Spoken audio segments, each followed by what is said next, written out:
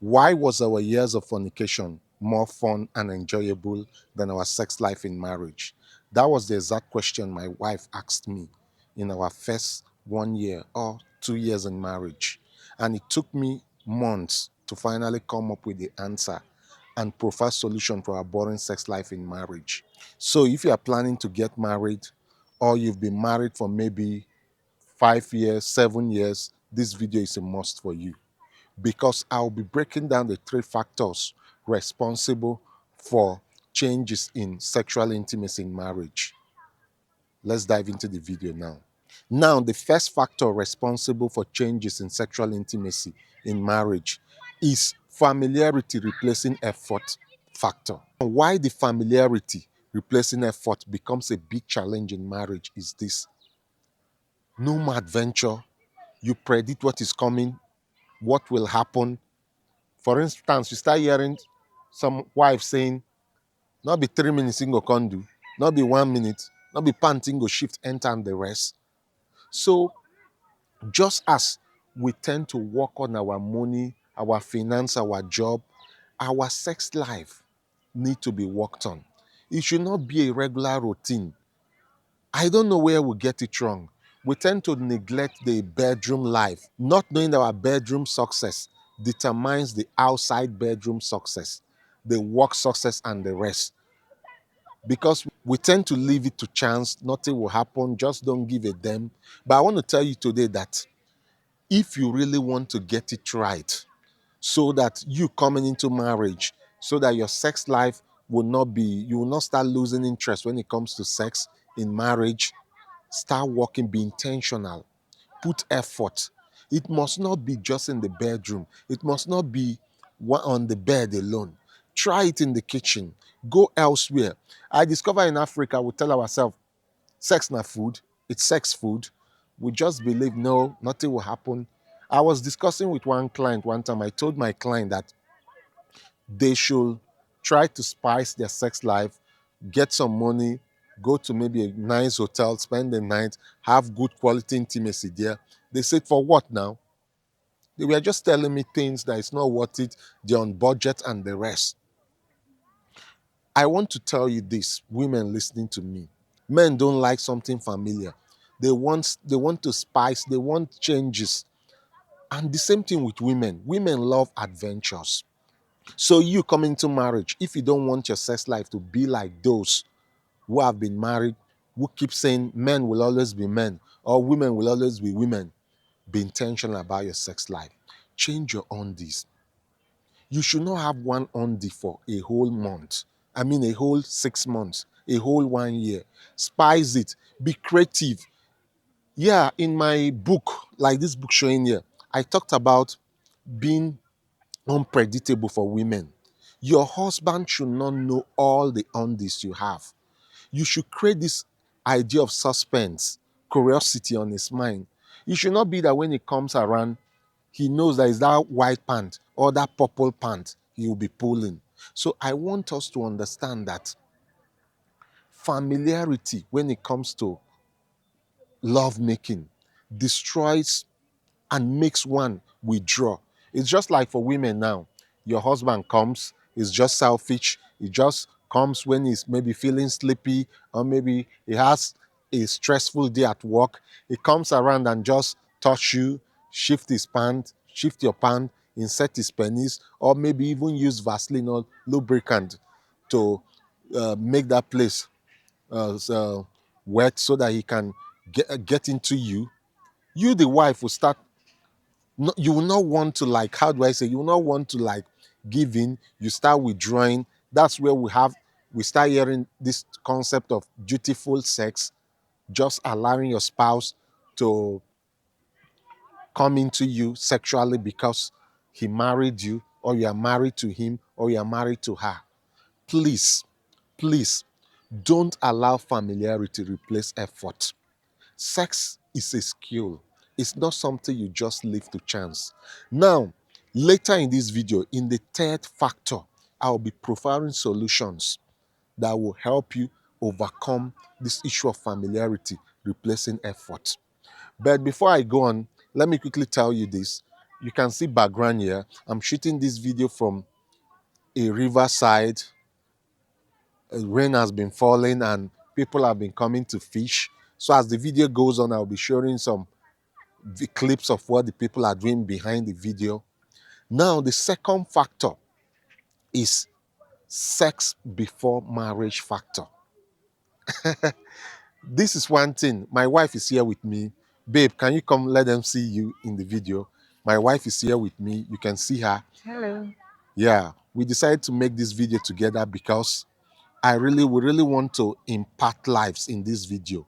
So I decided she should be here. She's here with me, giving me, reminding me of some things to say. Thank you so much. So the second factor, like I said, sex before marriage. Having sex before marriage is like you buying a phone you've used before. You understand me?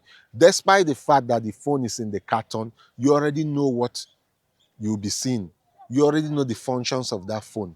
So even when you unpack the phone, get the phone out, you will not be curious.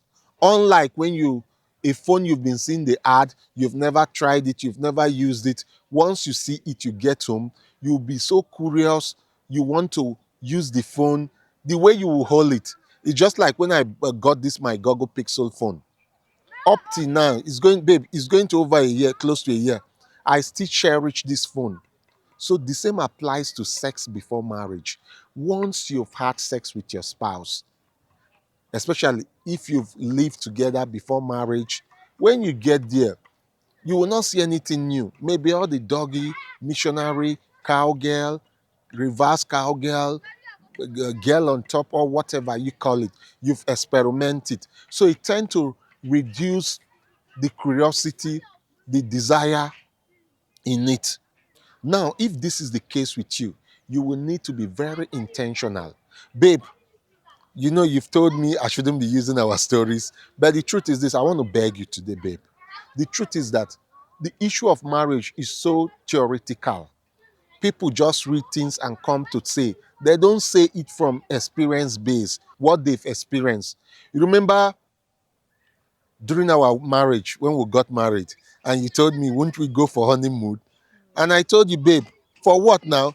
Is it not what we've been doing? We'll go there, spend the money in the hotel. And I told you, let's stay in the room and still do what we've been doing. So this takes away the curiosity, the urge. I'm not saying because you had sex before marriage, that should die. And mind you, I'm not encouraging sex before marriage. Now, if you've been having sex before marriage, that doesn't mean you are condemned. You should condemn yourself. Like me and my wife here, we knew ourselves. We had sex before marriage. We are not coming here to be saints.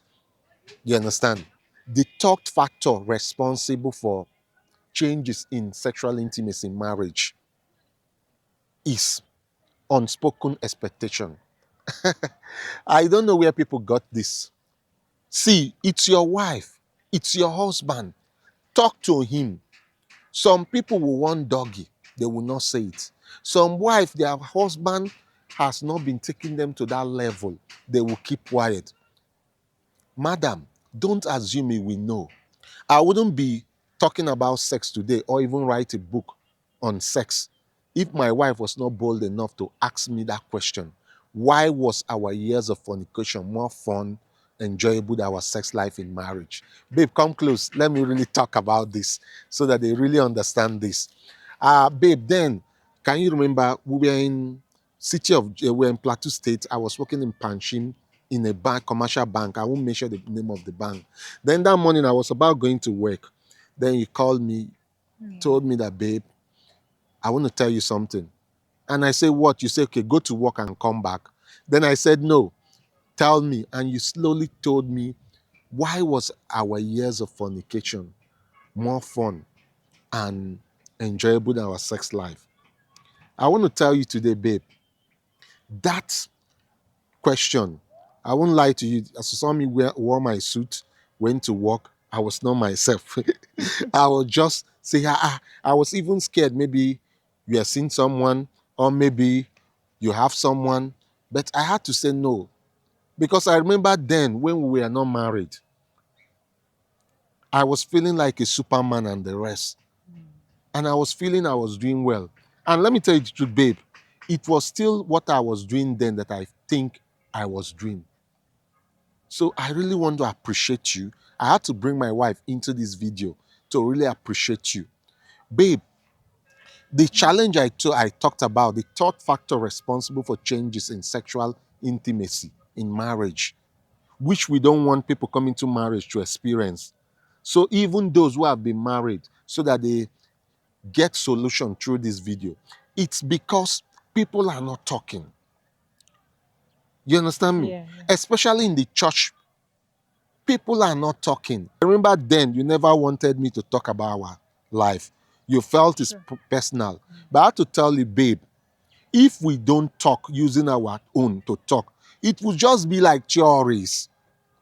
Because the issue of marriage, even those that are not married have answer to give. Sure. Those who are divorced are giving, advice. Those who are Yes. not married are giving advice. Those who are married are giving advice. Those who are divorced are. So it's only when we talk from our own experience, Yeah. what we've experienced, the mistakes we've made, that we can say, you can learn from us. I believe, babe, do you know that if we've not been talking, I wouldn't know that I was selfish in love making. I would just come around maybe when, as a marketer in the bank, when you're given a target you can't meet, your wife become a sleeping pill or sleeping therapy. You just come, shift pan, enter. I remember then, babe, let me tell you, there were times that there were no romance within ourselves. I would Yes. just Sure. come, maybe use Vaseline, rub, enter, and the rest. So please, unspoken expectation is one of the cause.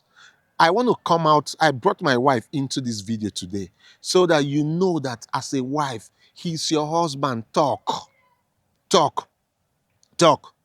Tell him how you want it. I remember then that I told you, I was bold enough to tell you, babe, teach me how to satisfy you.